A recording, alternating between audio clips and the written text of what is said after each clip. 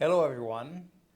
This is Jeff speaking to you with Jeremy Corbyn from Portcullis House. Jeremy has really been very generous to give us his time, his thoughts, his analysis. And of course, Jeremy has always been, certainly in the UK, but on the wider scene as well, one of the key figures in advancing the Palestinian cause. In the public sector, but certainly in the political world as well. I've known Jeremy for many years, when we both had very brown, gingy beards, right? We've still got the beards. And Jeremy has always been very supportive of ICAHD UK here in the UK. Of me personally, I have to say. I mean, it's not, we all know that people on the left and on the very left very seldom have access to parliaments, to members of parliament, to parliamentary procedures, and are given a public voice. And Jeremy has really been that person, not only for us, of course, I think for causes all through, not only British society, but I think globally as well, has been one of those voices that have given access to organizations like ours, causes like ours, that normally wouldn't have that access. And he's taken some very important initiatives, the last one being, and he'll talk about it, the Gaza Tribunal here in the UK. And we were both at the Gaza Tribunal in Istanbul this week, the International Gaza Tribunal. I was there personally and Jeremy was there online. So I really feel a sense, both a personal sense of friendship, but certainly a sense of appreciation for the political solidarity that Jeremy has been with us all these years. So I'll leave it at that and turn it over to you. Jeff, it's wonderful to be meeting you here, and it's wonderful to be sharing the endless changes in our beards. But we've now reached a happy equilibrium where we're both grey. That gives us wisdom. I want to say, first of all, an apology to ICAHD that I'm not at your conference today. I really wanted to be there. I'm addressing some big events in the southwest in Cornwall, in Truro and Falmouth. And obviously the distance is enormous between Falmouth and London, so it's impossible to fit both in on the same day, and I hope you'll forgive me for that. We've just been talking with Jeff about ICAHD and its work. He's given me this very good card.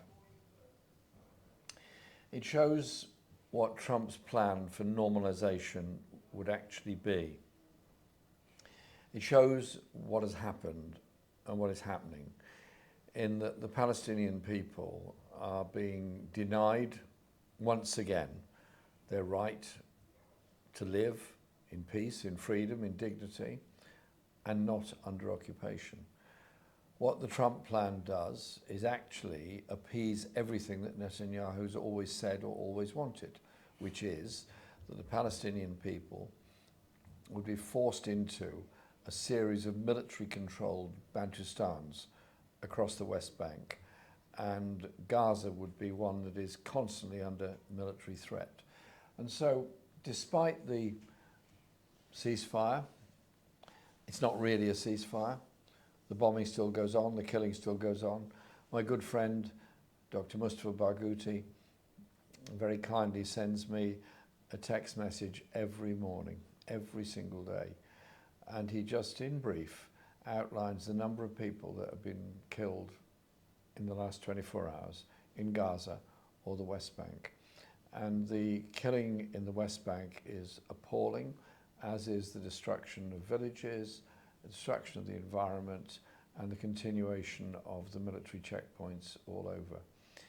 Before I say any more, I just ask you all to think for a moment what it would be like if you had lived for decades under occupation.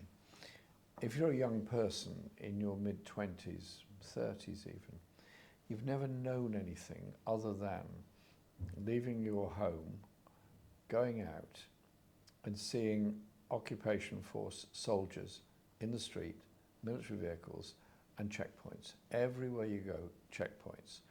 And so you've got to carry identity with you. You've got to be prepared to wait, sometimes for hours, just to do something normal, like going to buy something, going to see a friend, going to school, going to college. That is the reality of military occupation and the killing that goes with it, the random killing that goes with it. And now, I'll come back to Gaza, but all over the West Bank, Palestinian villages being destroyed by settlers who then take over the land, the water, the fruit trees, and turn them into Israeli settlements with the support of the Israeli Defense Force and the protection of them by Israeli police and army. That is what life is like for them. And so you then ask yourself, in terms of solidarity, what you do around the world. After the bombardment of Gaza in October 23, a lot of people around the world woke up, almost for the first time, of the reality of what the Israelis were doing to Palestine. They woke up and they started meeting, marching and demonstrating on it. Now, in some ways, it's very comfortable to march in solidarity with somebody else a long way away. You're not personally affected by it, you're not personally changed by it, but you're emotionally affected. It's good, it's important to do that. But you've also got to direct it to what you can do where you are. And since we're in the UK, and since I'm a British Member of Parliament, then you've got to work out, what can we do here? The British government supplies weapons, military intelligence, and shares security information with Israel. 15% of the components of the F-35 jet, which has been so devastating in the destruction of life in Gaza, 60,000 already known dead and counting. Britain has also supplied a lot of other equipment, bombs, small arms, surveillance equipment, high technology equipment, and shared the manufacturing with Israel in Britain. And so we've worked very hard in Parliament. First of all, demanding a ceasefire, obviously, which was opposed by the government, both governments. Then, by demanding an end to weapons supplies. We didn't achieve that in its entirety, but even David Lammy became embarrassed and cancelled 30 weapons licenses. We still don't know what the licenses were. And then the government became more and more alarmed at the size of public demonstrations. So they had two reactions to that. One was to try and ban demonstrations. They found they couldn't really do that because the numbers were too great. And secondly, to try denounce us all as being crazy, as being racists, and being everything else. Well, I tell you what, people stood up to that. They said, no, we're asserting our right to march and our right to demonstrate. And so we've been busy exposing all of that. Through the Peace and Justice Project, which we established after the 2019 general election, we decided we would set up a Gaza Tribunal, which met over 2 days in the beginning of September in London. And there were 3 people on the Gaza inquiry team, myself and 2 others. And we listened to 29 expert witness statements over 2 days, all time limited, and I'm very grateful to every single one of them that contributed, because what they did was totally focused on the area we'd asked them to give evidence on, and they did that extremely well.